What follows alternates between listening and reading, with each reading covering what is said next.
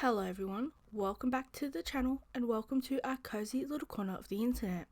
I'm Pen and today I'll be citing a new story called Waffles by MeiHalo. This is a really nice fic. I'm not sure if you watched the past video or if this is your first video here, but if it is, hi, hello. But I was talking about this fic last time and I got permission, so yay, we can do this. Anyway, let's get right into the summary. Time stopped right as he entered Atsushi's sight. They both looked at each other with and their eyes widened for a moment in time. The blooming cherry blossom trees blew harsher than before in the wind, pink petals flying past each other's faces, but not for one moment did they take their eyes off of each other. None were superstitious, but in that moment their souls screamed fate. Or Yuga Academy, a prestigious high school that accepts people for their intelligence. The place itself is like a castle, and the strangest thing is his storemates, a strange three. A feisty redhead, a tall teasing brunette, and a quiet boy who likes to read and paint tigers? Or prestigious high school AU with backstories for each character and development. Along the way, we'll feature other character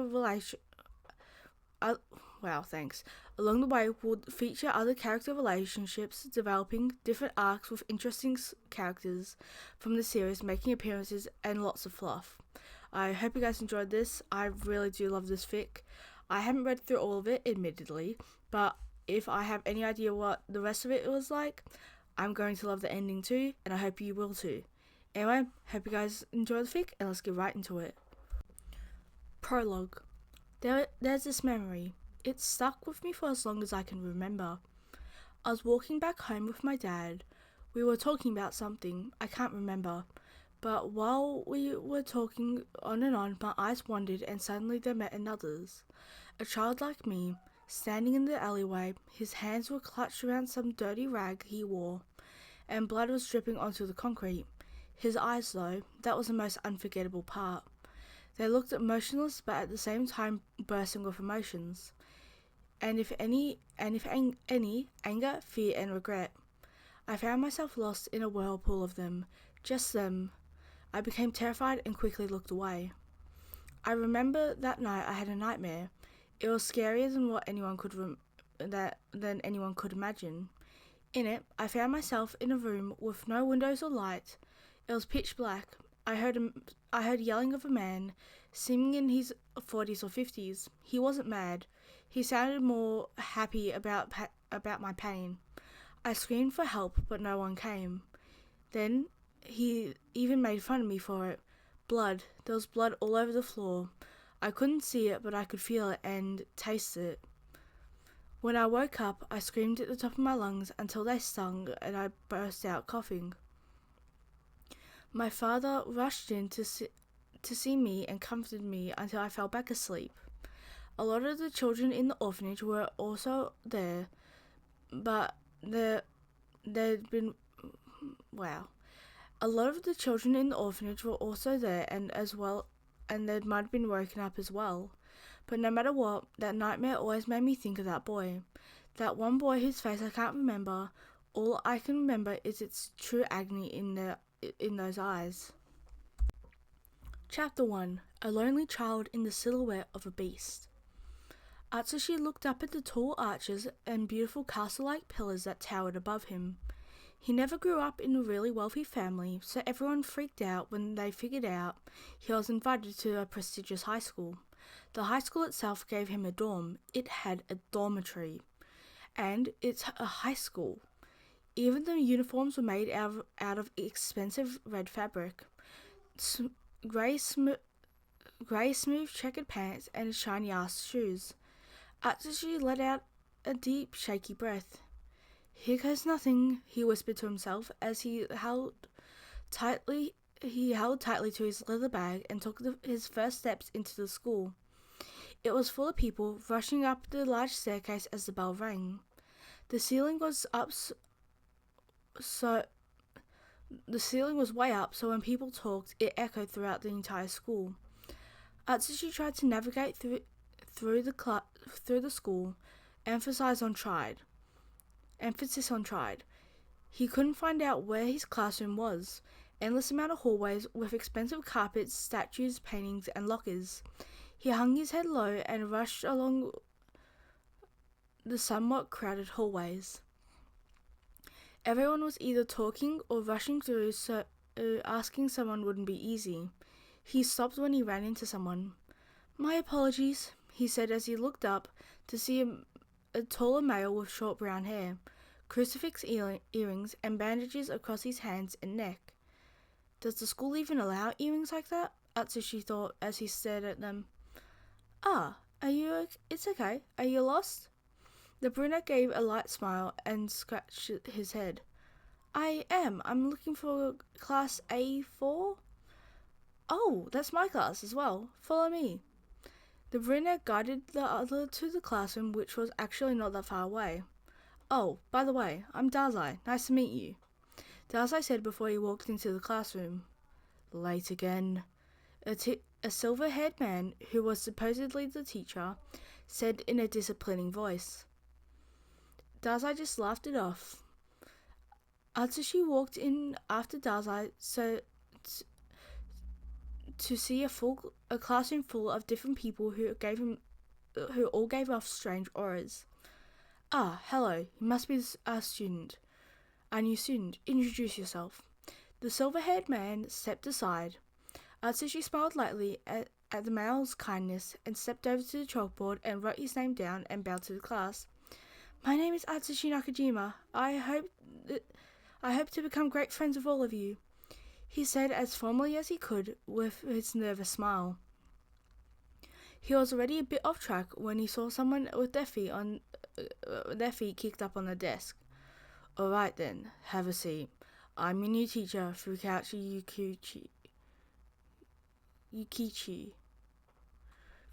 Yukichi," the teacher said with a ghost of a smile. Atsushi smiled back and went to take a seat next to the window, just like a protagonist in an anime or something. Atsushi thought to himself. Class itself was hard. Atsushi could barely keep up with the level this required. His hands had to keep up with taking notes of stuff he didn't know, though the challenge was fun. Between breaks in sentences, he looked over to see the other people in his class. Dazai wasn't even paying attention. This was really a class for the elites. As soon as the class was done, it was apparently lunchtime, at which Dazai invited Atsushi to go eat lunch with his friends. Before you go, Nakajima." Fukasawa pulled out something from his desk drawer. Atsushi looked over towards the man. He was given an envelope with keys and a number on the outside. "Your dorm keys." "Oh, thank you." Atsushi gave a quick bow before running off with Dazai. "So, what room do you have? Which dorm do you have?" Dazai asked as he peeked over the beige envelope with fancy red ceiling wax and the school's logo on it, which was a rose. I'm in dorm 52, Atsushi said as he read the note closely. Dazai gasped, which caused Atsushi's attention.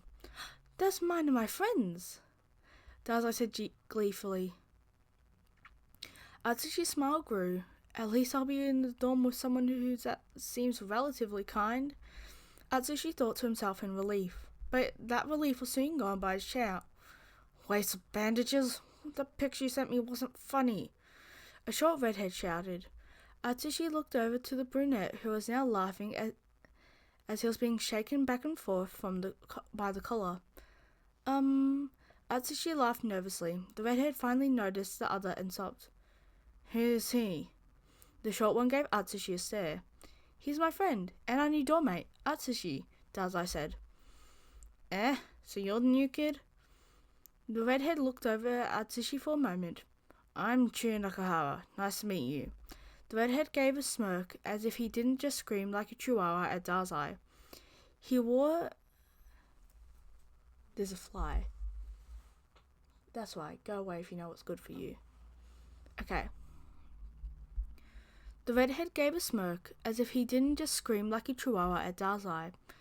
He wore a bandage over his cheek, and his jacket, instead of being red, was blue, meaning he was assigned to another class. Nice to meet you, Atsushi gave a bow. No need to be so formal. Chiyo waved it off. Where's Octogawa? Dazai asked as he looked around. Chiyo sighed. Octogawa, get over here and stop being an emo. Chiyo crossed his arms and tapped his foot. Soon a male with white bangs and eyebrowless walked over. It was like a moment where time had stopped when he entered Atsushi's sight.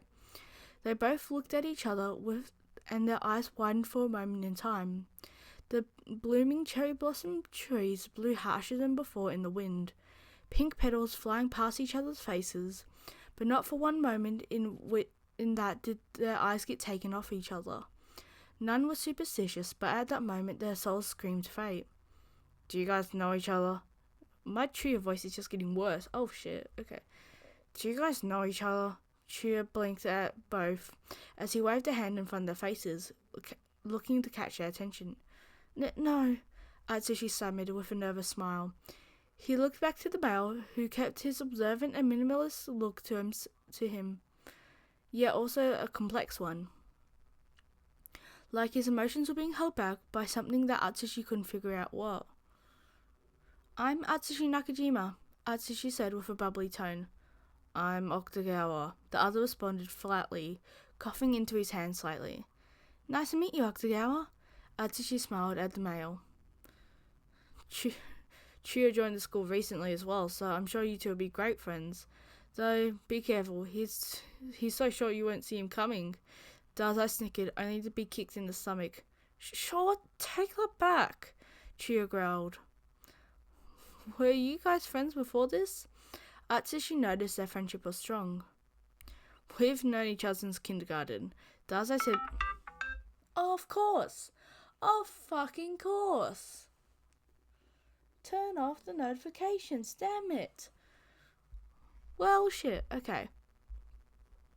We've known each other since kindergarten, Dazai said between his struggles of pain of being kicked and hit. Chibi dear, I'm sorry. Chia's face became a bright red. I'm not short, you're too tall. Chia said all seriously before breaking out into laughter. Are they dating or something? The bell rang again, and at that moment, luckily, Chia had a map with him so he could give Atsushi, which helped more than you could imagine. Seriously, the school is the size of an actual castle. It's insane. Classes all eventually passed by, and Atsushi was seriously lucky to have run into his roommate soon after school let out. The only problem was that Rinosuke and Atsushi had become sure that Rinosuke either 1, hated him, or 2, was just overly shy. But with the sinister glares he got during PE and math, he was sure it was hate. Octogawa, do you mind showing me to my dorm? Atsushi said in a kind voice. The other stared at him until it was almost comfortable. Yeah, sure, he replied. It was a long walk and the awkward silence eventually became unbearable. How did you get into the school? Atsushi asked, tilting his head as he looked at Rinosuke. Why does it matter to you? Rinosuke responded coldly, coughing into his hand once more. Can I take a guess? Psychology? No. Writing? No. Atsushi thought more until one idea crossed his mind. This time he was sure of it. Art? Rinosuke stayed silent. Atsushi took that as a yes. Art is great. When I was younger, I used to draw pictures of monsters. Atsushi used his hand gestures to make out a big gnarly monster. His words caught Rinosuke's attention slightly.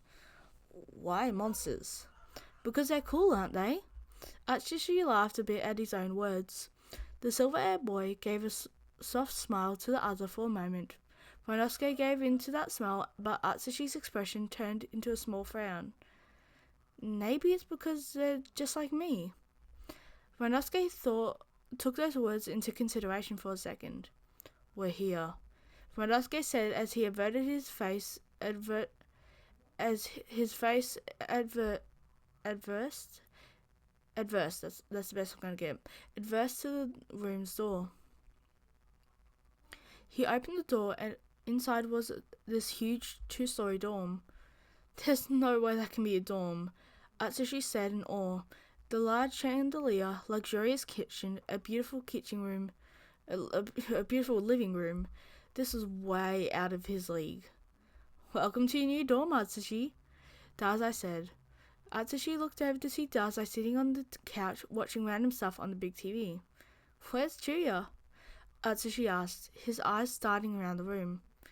He's out to get groceries. Also, your room's upstairs next to Ryunosuke. Dazai went back to watching TV happily.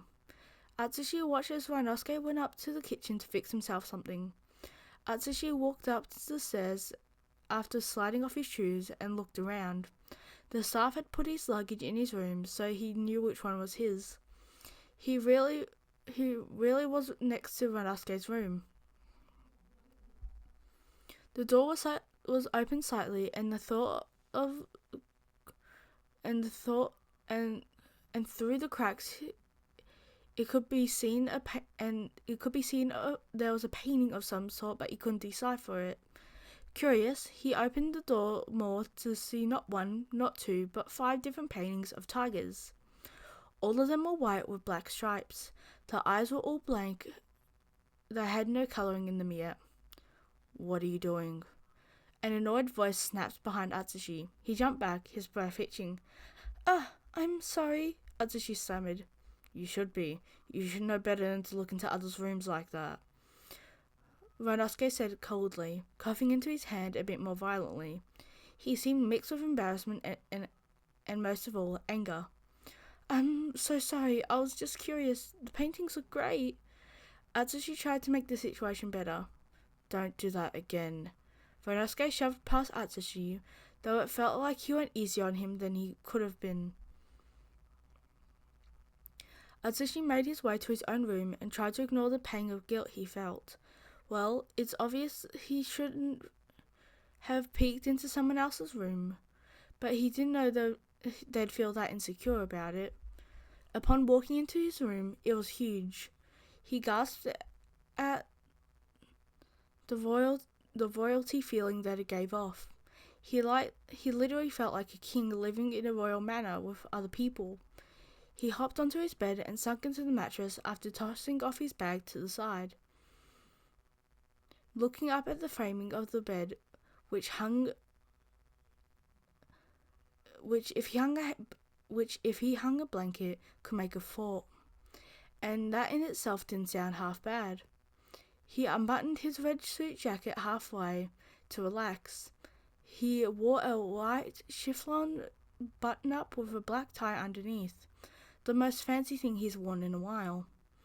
He eventually fell asleep, forgetting the large sum of homework he had to do.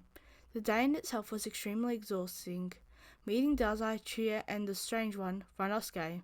Above all, he wasn't expecting to fall in love this year.